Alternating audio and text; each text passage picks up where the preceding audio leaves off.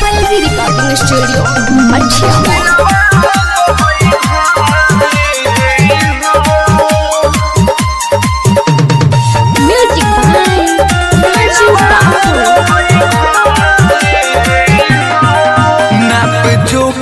कहियो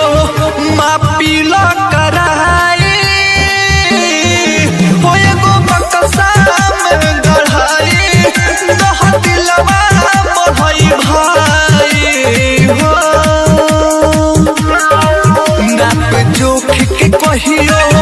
मापीला कराई हो एगो बक्सा में गढ़ाई दह दिलवा बढ़ई भाई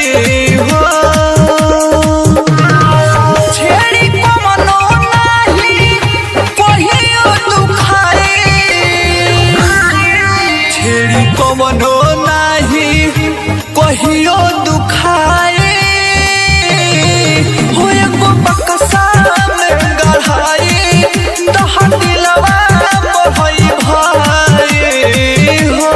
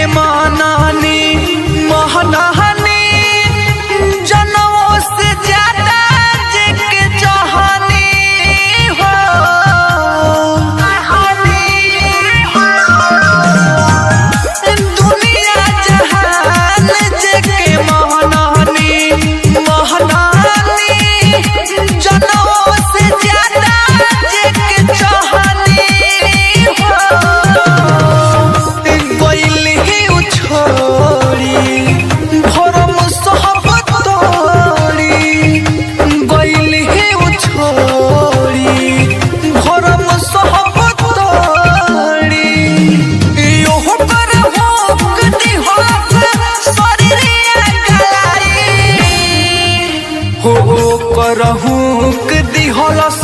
शरीरिया गलहाई हो एगो बक्सा में गढ़ाई दह दिलवा बढ़ई भाई हो बक्सा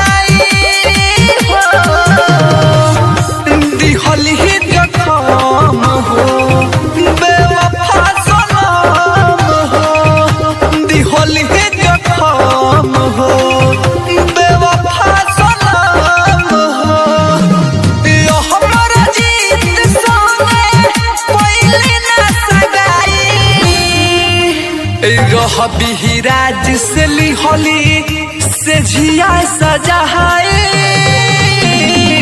हो एगो बक्सा में गढ़ाई दह दिलवा बढ़ई भाई हो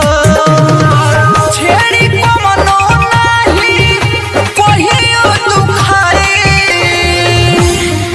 छेड़ी कमनो नाही कहियो दुखाई हो एगो बक्सा में गढ़ाई